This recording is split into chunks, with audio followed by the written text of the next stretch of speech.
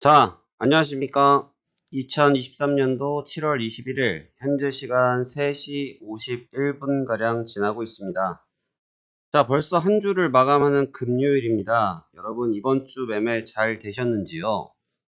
자, 제가 앞서서 수요일, 목요일, 여러분들께 말씀드리고 조심해야 된다라고 설명드리고 또 어떻게 흘러갈 것이라고 예측도 해드리고 굉장히 위험한 상황이다라는 부분을 말씀드렸던 바로 나스닥이 지난 새벽에 문제가 좀 됐습니다.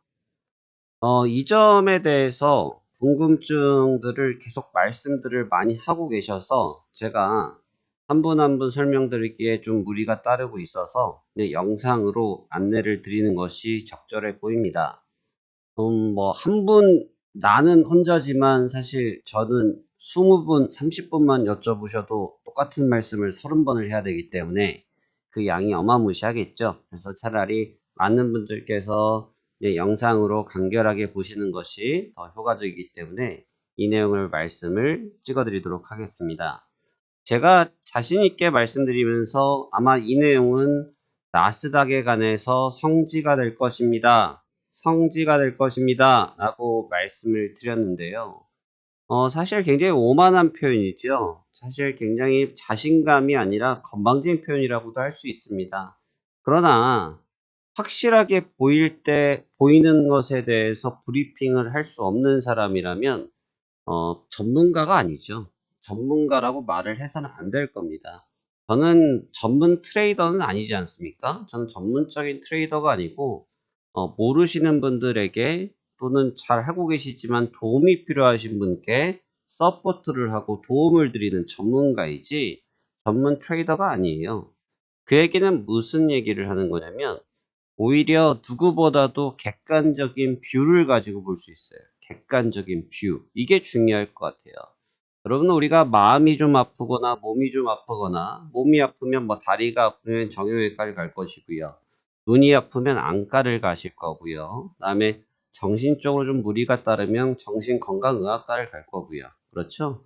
그다음에 주식 투자에서 좀 어려움이 있으면 주식 전문가를 찾아가야 되고요.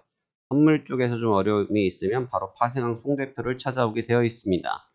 자, 여러분, 지금 이 시장에 대해서 제가 아주 객관적으로 말씀을 드린다라는 내용을 전달해 드렸는데, 제가 몇몇 가지의 내용을 설명해 드렸죠. 첫 번째로는 지금 자산의 이동의 움직임들이 좀 문제가 좀 있다. 자산의 움직임에 좀 문제가 있다라는 이야기를 드렸습니다. 그거와 같이 예시를 드렸던 부분들이 몇 가지가 있는데, 금 가격 같은 경우죠. 대표적인 안전자산의 움직임이 썩 좋지가 못하다. 이 안전자산이라는 것은 우리가 쉽게 생각하면 시장이 좀 좋을 때, 시장이 좋다, 긍정적이다 라고 할 때는 오히려 위험자산에다가 자금이 쏠리는 경향이 강해요. 지금도 보시면 테슬라 쪽에서의 조정이 굉장히 강력하게 나왔거든요. 단 하루 만에. 그런데도 불구하고 오늘 이제 국내 증시가 마감이 됐는데 금양이라든지 에코프로라든지 이 종목군들은 여전히 고점 갱신을 하고 테스트를 하고 있습니다. 이게 금양 같은 경우는 오늘 굉장히 강력한 모습을 보였거든요. 근데 이 의미는 뭐냐면 지금 시장이 사실 저 흐름이 정상적이냐 비정상적이냐 판단할 수는 없지만 분명한 거는 그냥 제가 아주 말씀드렸지만 저는 2차 전지에 관련된 종목을 단 한 주도 갖고 있지 않고 있고요. 이 주식을 거래해 본 적이 없습니다. 안 하고 있어요. 그래서 더 객관적이겠죠. 객관적인 사람이 딱 봤을 때 확실하게 가열입니다. 그러니까 지금 누가 먼저 손을 던지느냐의 싸움을 하고 있는 상황이라는 얘기죠. 누구 한 명이 손 들고 기법하면 그때부터 급락이 나오겠죠. 근데 그 전까지는 어디가 고점이라고 말할 수는 없어요.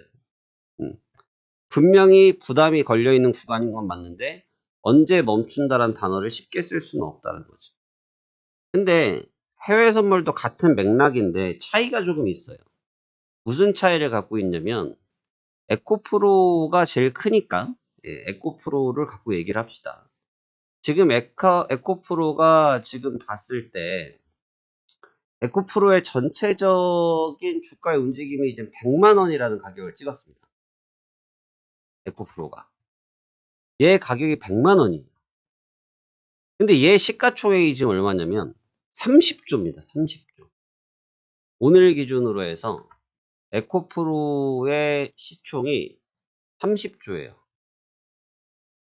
그러니까 사실 이 30조라는 단어가 굉장히 좀 어색하죠. 네, 굉장히 어색합니다. 여하튼 30조예요. 근데 지금 이 친구의 가치에 대한 얘기를 할 때가 아니고 그냥 지금은 과열돼서 몰아붙이고 있는 과정인데 에코플로가 처음에 올랐을 땐 누구 때문에 올랐냐? 테슬라 때문에 올랐어요. 그러니까 테슬라 쪽에 대한 물론 이 업종에 대한 기대감도 분명히 있었지만 테슬라가 거기에 기름을 좀 많이 부어줬죠. 많이 부어줬어요. 근데 이제 그 점이 이미 흐름적으로 봤을 때 오늘 같은 경우는 사실 테슬라가 지난 밤에 깨져버렸으니까 반영을 받는 게 정상이라 볼 수 있는데 반영을 안 받았어요. 사실 지금 뭐 아무것도 안 본다 이거죠. 뭐 이것도 안 보고 저것도 안 보고 아무것도 안 본다는 얘기입니다. 힘으로 그냥 밀어붙이는 그런 장이라는 얘기죠. 근데 이 얘 시가총액을 다 해야 30조인데 문제는 해외 선물 시장에서 움직이는 거래 대금은 30조는 어디 갖다 붙이지 못하는 상황이 돼버리는 거죠.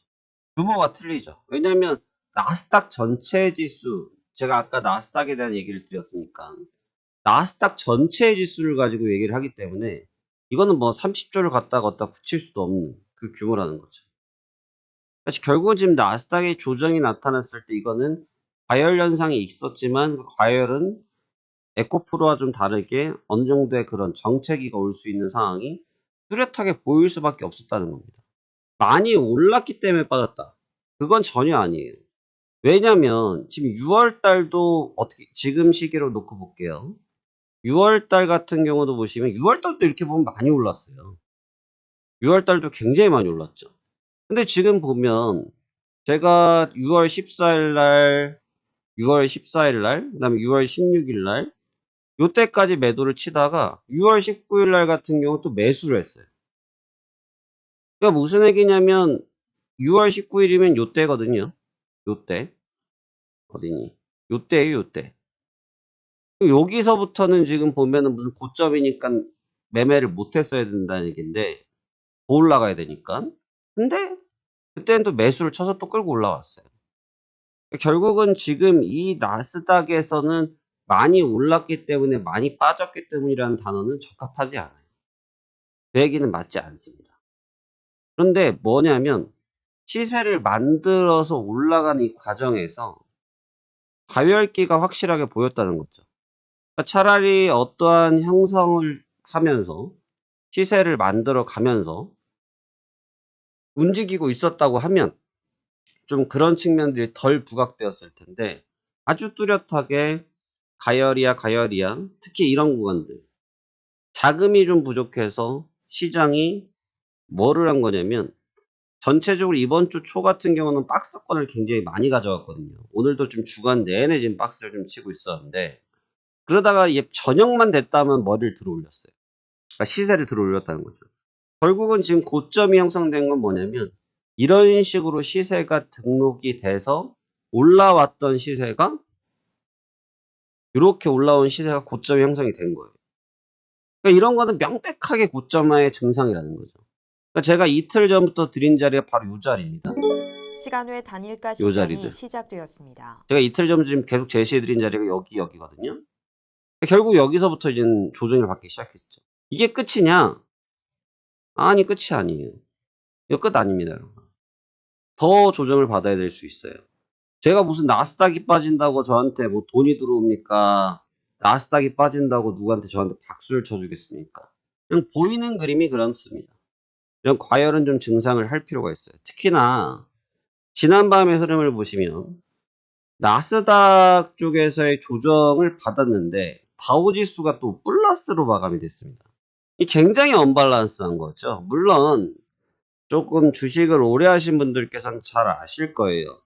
다우지수는 블루칩 30개를 가지고 만든 종합주가 지수고 나스닥은 나스닥에 상장되어 있는 기업들을 가지고 성장을 시켜놓은 거 아닙니까? 코스피와 코스닥처럼 구분을 해놓은 건데 어떻게 기업의 주가의 흐름이 다 똑같냐? 지금 뭐 테슬라 실적도 다르고 은행주들 실적도 다르고 반도체주 실적이 다 다른데 어떻게 다 동일할 수 있냐라고 말씀을 하시겠죠. 그러면 그런 분들에게 제가 드린 얘기는 뭐냐면 그런 논리로 따졌을 때 그럼 이 최근에 반등했을 때 나스닥은 왜 반등했냐 이거예요. 왜 반등했냐 이거죠. 똑같이 따라갔잖아요. 그런데 이 마지막에 지금 이 꺾였던 제가 이것 때문에 여러분들한테 이 글은 성지가 될 것입니다라는 얘기를 해드린 거예요. 왜냐면 이런 식으로 갑작스럽게 시세를 깨버릴 거거든요. 제가 계속 그 설명 드렸죠. 시세를 갑작스럽게 깨버릴 거다. 손도 못 대게 갑작스럽게 꺾어버릴 거다. 그게 이제 걔를 어려워지는 거예요. 선물 시장에서 제일 어려운 파동들입니다. 그러니까 지금 이 파동의 조정은 테슬라도 문제가 아니고 다우지수의 문제도 아니고 금리에 대한 문제도 아니고 다른 문제도 아니고 가열 증상의 포지션들이 이탈되기 시작했다는 전조 증상이라는 거예요. 오케이? 가열 포지션들이 이탈되기 시작했다는 의미를 갖고 있다는 거죠. 그래서 이 부분은 하루아침에 끝날 건 아니고 여기에서 수급적으로 소화는 오늘 저녁 그다음에 다음 주 월요일 정도면 수급적인 조정은 대략적으로 끝이 나는데 이제 문제는 뭐냐면 투자 심리의 분위기가 됩니다. 그러니까 투자 심리의 분위기라는 뜻은 뭐냐면 우리만 그런 게 아니고 다우지수가 조정을 받으면서 전체적인 증시의 분위기가 압박을 받았을 때인 거죠. 제가 이 예시는 국내 증시를 가지고도 해드렸지만 오늘 국내 증시 지금 강보합에 끝났는데 어제 같은 경우는 미국 증시가 상승 마감했거든요. 근데 우리나라 증시는 약세였어요. 이 밸런스가 맞지 않다는 거죠. 그러니까 지금은 시장의 모습이 굉장히 좋아 보이지만 사실은 밸런스가 완전히 맞지 않는 그거는 불균형의 구간에 놓여 있기 때문에 이 구간에서의 추가적인 조정 부분은 분명히 염두를 해야 될 겁니다. 그러다 보니까 이제 이 구간에서 짧게 조정을 받고 나서 또 기술적인 반등을 노리고 이런 식의 전략을 꾸릴 수가 있는데 하나 아셔야 될 부분은 뭐냐면 그 전략을 쓰는 거는 문제가 안 돼요. 왜냐면 제가 아까도 말씀드렸지만 제가 이런 구간에서도 눌림목 매수를 해서 수익을 냈던 사람이기 때문에 또 이런 구간에서 매수를 하는 것도 좋다라고 의견을 드렸던 사람이기 때문에 이 구간에서 매수를 못할 이유가 없어요. 그런데 무슨 차이가 있냐면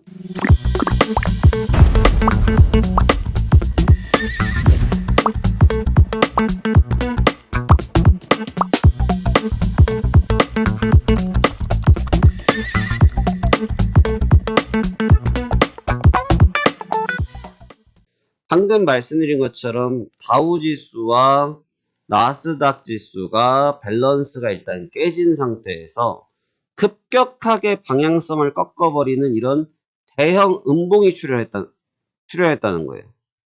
이런 대형 음봉의 출현이 말하는 부분이 좀 많아요. 이런 대형 음봉에 대한 출현. 왼쪽 독박이 봐보세요. 이런 대형 음봉에 대한 출현은 응집되었던 거래량이 동시다발적으로 쏟아져 나온 거예요.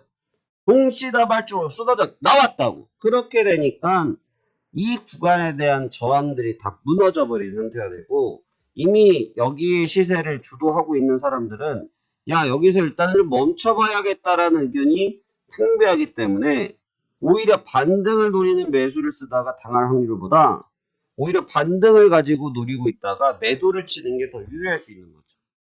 이해됩니까? 반등을 노려서 오히려 하락 조정 추세로 따라가는 전략을 쓰는 게 더 유리할 수 있어요. 그러니까 지금 여러분들께서 잘 생각하셔야 될 부분은 뭐냐면 제가 시장을 잘 보고 제가 수익을 잘 내고 하는 부분도 중요하지만 해외 선물을 하든 주식을 하든 선물 시장에 투자하시는 분들은 양봉 음봉에 너무 민감하더라는 거죠. 그러니까 양봉 음봉에 민감할 것이 아니고 내가 진짜로 수익을 낼 수 있는 구간을 어떻게 이용해야 될 것인지 그 부분을 반드시 포착하고 계셔야 됩니다. 그렇지 못한다고 하면 지금처럼 갑작스럽게 단 30분 만에 방향성을 한순간에 흐름을 깨버리는 이런 동작이 나왔을 때 데미지를 많이 먹을 수 있다는 거죠. 손도 못 댈 수가 있습니다. 그래서 이 점을 반드시 기억하셔야 될 것 같아요. 그래서 지금 나스닥 같은 경우는 아직은 1차적인 조정권이 있다고 보여지고요. 반등을 한다고 해도 재차 조정을 받을 공산이 크다고 보고, 제가 지금 주목하고 있는 것은 사실 다우지수다. 그러니까 다우지수가 어제 저도 좀 밤 늦게까지 저도 좀 살펴봤는데, 제가 지난 시간에 말씀드렸던 거 혹시 기억나십니까? 나스닥 지수를 놓고 봤을 때 어떤 걸 보라고 했어요? 여기서 윗꼬리가 나타나기 시작했다. 윗꼬리가 나타났다는 신호는 방향성이 꺾일 확률이 높아진다는 뜻이다. 기억납니까? 다시. 나스닥이 양봉이 뜨기 시작했다. 그런데 윗꼬리가 생겼다. 그런데 윗꼬리가 생겼다는 것은 조정을 받겠다는 시그널이 될 수 있다. 라는 얘기를 드린 적이 있죠. 그리고 말씀드린 지 단 이틀 만에 바로 대음봉으로 그 지지 양봉선들을 다 깨버렸습니다. 그럼 지금 이 논리를 다우지수에다가 그대로 접목시킨다고 하면, 자, 똑같이 설명해 보겠습니다. 자, 양봉 하나 떴습니다. 몸통과 아랫꼬리가 더 길고 윗꼬리 굉장히 짧아요. 그리고 또 양봉이 떴습니다. 그런데 윗꼬리가 굉장히 기네요.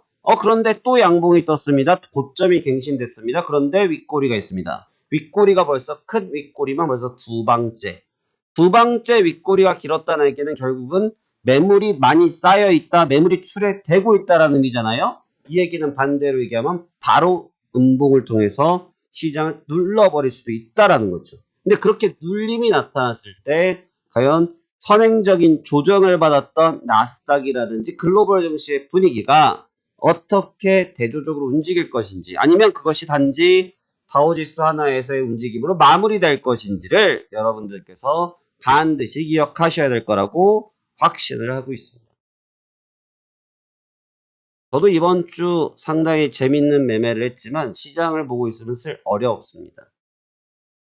이번 14기 체험방분들 단 하루의 손실도 없이 역시나 4일 동안, 오늘은 아직 매매를 하지 않았습니다. 4일 동안 다 수익으로 매매를 마감하고 있고요. 오늘까지 하게 되면 무료 체험은 마무리가 됩니다. 자, 그런데 그런 분들께서도 지금 보시면서 굉장히 놀라워하고 있다. 아무리 많은 해외 선물 쪽에서 본인들이 방송들을 보시고 리딩도 받아보고 다 해봤지만 이런 식의 매매 방식은 처음 해봤다는 거죠. 왜냐하면 해외 선물이라고 하면 정신없이 엄청나게 많은 매매를 해서 수익을 얻어야 되는 그런 것이라고만 생각하셨는데, 여기서 해보니까 어떻게 하루에 한 번 하고 어떻게 하루에 두 번 하고 이번 주 주평균 매매수가 1.3회입니다. 다시 얘기하면 하루에 한 번 매매해서 수익 끝냈다는 거죠. 그렇게 매매하던 것이 어떻게 한 번에 끝날 수가 있을 것인가. 그러다 보니까 어떤 일이 생기냐면 매매 빈도수가 높으셨던 분들은 매매를 안 하니까 불안해하죠. 바로 그 증상들을 이번 14기에서 많이 느꼈습니다. 그리고 또 많이 개선되셨고, 또 새로 VIP를 통해서 교정받길 원하시는 분도 많아지기 시작하셨습니다. 저는 오늘로써 14기는 이제 마무리가 되고요. 바로 다음 주 월요일부터는 15기가 출범이 됩니다. 또 동일하게 7일간 체험을 해드릴 텐데요. 오늘도 내일도 좋습니다.